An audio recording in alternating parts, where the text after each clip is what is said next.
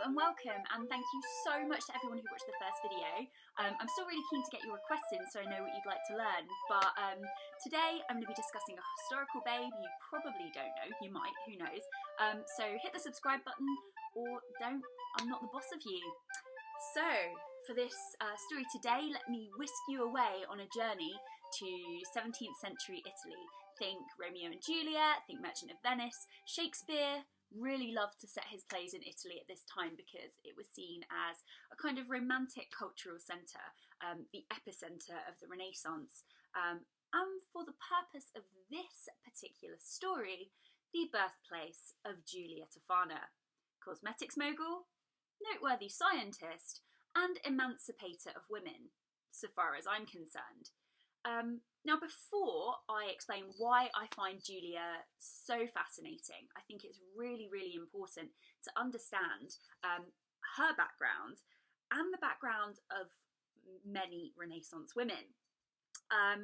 Now, the Renaissance, you might have heard of it. It was a time of cultural, artistic, political, and philosophical advancement. And that advancement was considered to be far-reaching, but unfortunately it didn't extend to women. In the 17th century, women were still considered property first and foremost. Their fathers owned them from when they were born, and later in life, their husbands would take control over them, kind of as a business transaction. Have you ever heard, actually, of the tradition of asking a girl's father for his blessing to marry her? Well, that tradition stems from the days when women were property and marriage was a business transaction. Now, I personally find that tradition a little bit creepy, and I think it's best left to die out. But I might be alone in that. Some people think it's really respectful and quaint. So what do you think? Anyway, women were really often forced into marriages by their families without having any say in the matter. And once they were married, their husbands then had complete control over them. So these women were completely powerless. Husbands could beat their wives without facing any punishment, and they could subject them to all kinds of cruel and horrible treatment. So women at this time were not really being treated that well. Now, I can hear you through the screen saying, why didn't they just get a divorce then? Well, divorce wasn't quite the same thing that it is today. Firstly, the Catholic Church didn't allow it, and Italy, very Catholic country. And no woman, no matter how abusive her marriage was particularly likely to consider a divorce, because in the really unlikely event that she was granted one, she would lose custody of her children. Her children were legally the property of the father, and in England that lasted well up to the 1900s, well, even into the 1900s, I think. And again, if she was divorced, she wouldn't be able to marry again. Any property or wealth she might stand to inherit would go to her ex-husband. And usually her family would be so shamed by her action of getting divorced that she wouldn't be allowed to return to her family home, which would really limit her choices. She would either have to beg or she would have to engage in sex work, which of course is real work. But there was another way out, which I will tell you once you have completed the following task. Explain what life was like for women in the 17th century.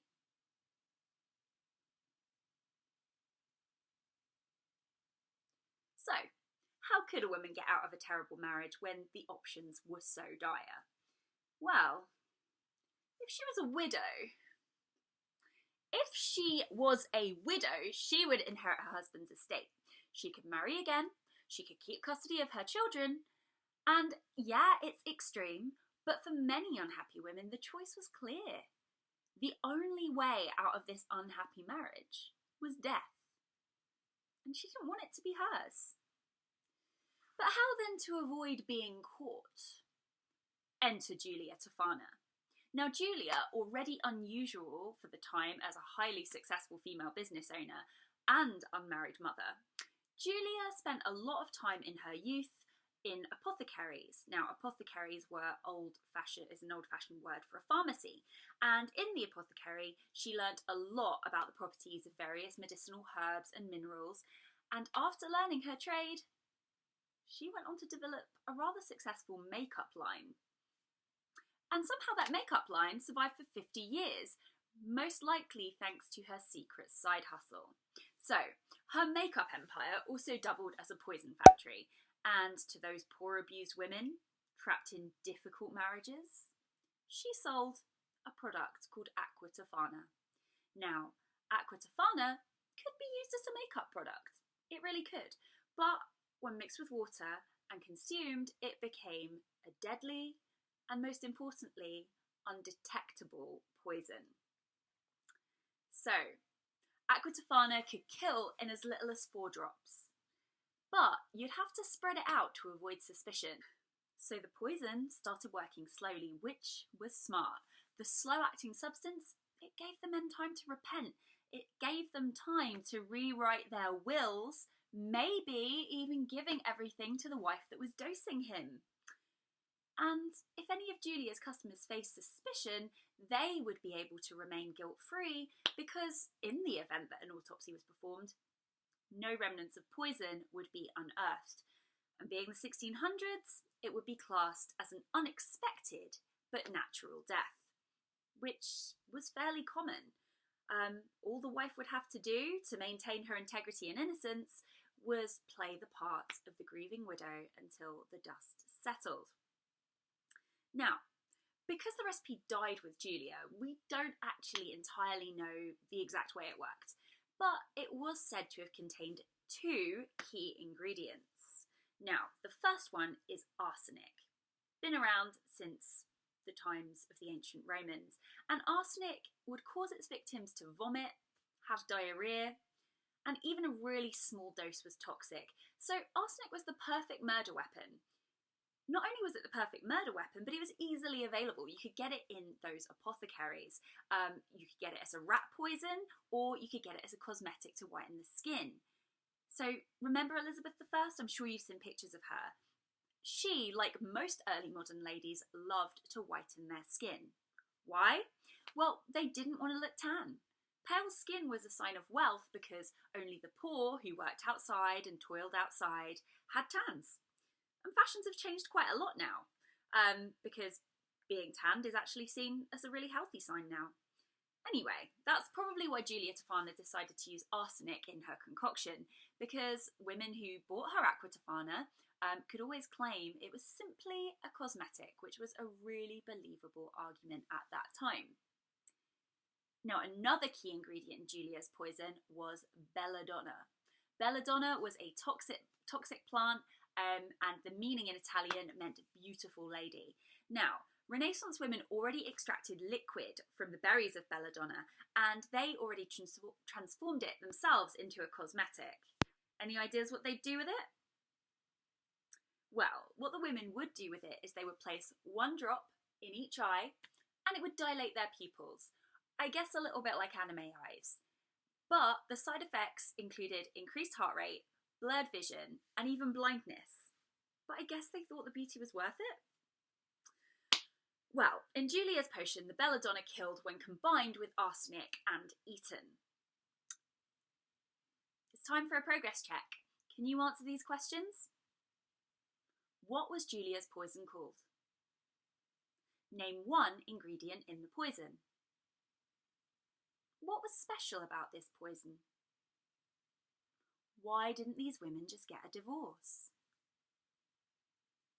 How did Giulia learn her apothecary skills?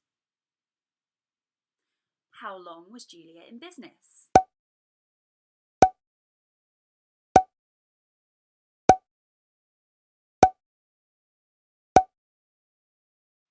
So, I guess you're wondering now, how did Giulia get away with all of this?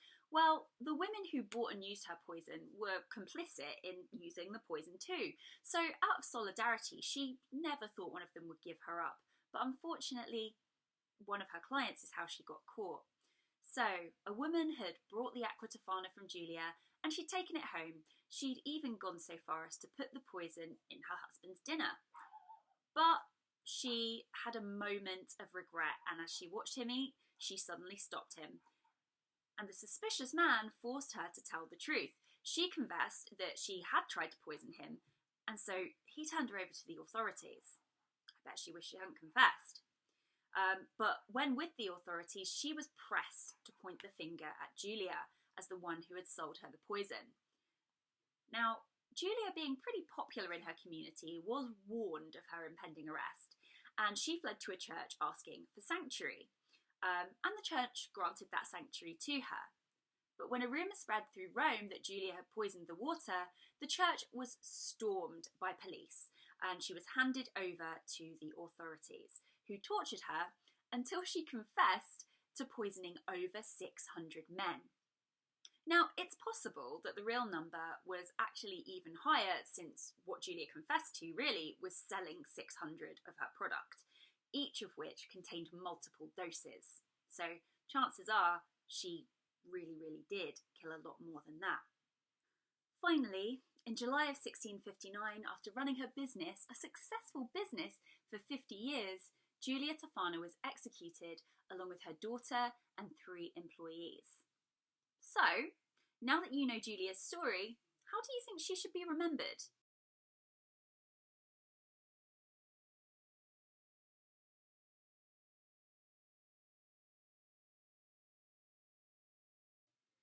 On his deathbed in 1791, Mozart claimed to have been poisoned with aqua tofana.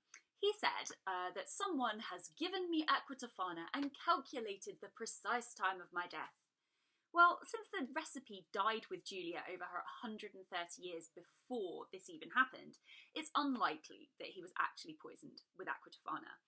But as people still feared it a century later, how does this indicate that Giulia Tofana was historically significant? Are there any other reasons why she's historically significant?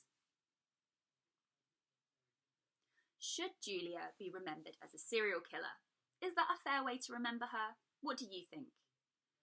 Write a short obituary describing Giulia's life. An obituary is a news article reporting on the death of a person, along with an account of their life. Thank you so much for watching. I hope you've enjoyed learning about Giulia as much as I did. Any questions, ideas and suggestions, pop them in the comments.